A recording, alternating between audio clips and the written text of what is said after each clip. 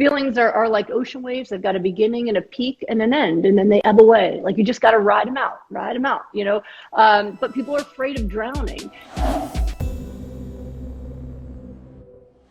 Sometimes easier to do the diet. It's interesting because there's a separation. There's some people who say the diet's the hardest part.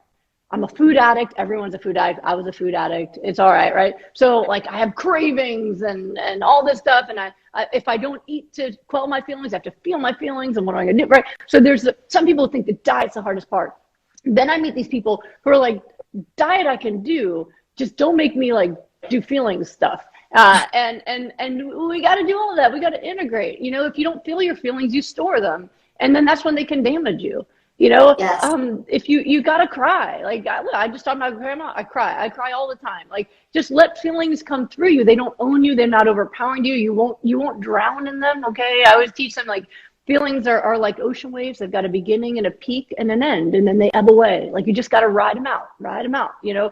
But people are afraid of drowning. So, you know, I think that's part of building, when you're working on building your physical health, you've got to build your emotional health too. Depression creates pain. It creates illness. It's inflammatory. I remember I read a study where they found that people with depression have high inflammatory markers.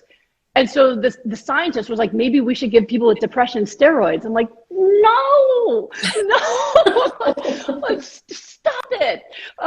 You got to talk to them, you know, like, we have to talk to them. We have to help lift them up. And so I think most people need help with both. And the more examples people see, like you guys are seeing people living purposeful lives. I feed my body because my body this is the car I drive, right? You're going to like drive it into the trash can, or you're going to actually feed it, right? And when you feed it, it drives better. It works better for you, right? So taking care of your health, taking care of it is taking care of your body, but it's also taking care of your spirit and healing your traumas and allowing yourself happiness. You know, I was just talking to an amazing man today. I wish I could have had like 2 hours for a session instead of the 75 minutes, but incredible man who's like, you know, came from like Soviet Russia, you know, like, and has built an incredible career here. But he's got a lot of health problems right now. And he's also used to, I said, you know, you're from the same area of the country that my family's from. You know, I'm firstborn in America, like Poland, Russia. It's like work till you retire and then hope you have time to like travel before you die. My grandpa retired, became shuffleboard champion, died of cancer like 2 years later. Oh. You know, like, you can't wait, right? But he had that mentality of like, he knows how to push, he knows how to work, but like, just relax and be happy is a new concept. It's very American, you know, but it's essential. It's so important to find that space. That's why I talk about healing is submission.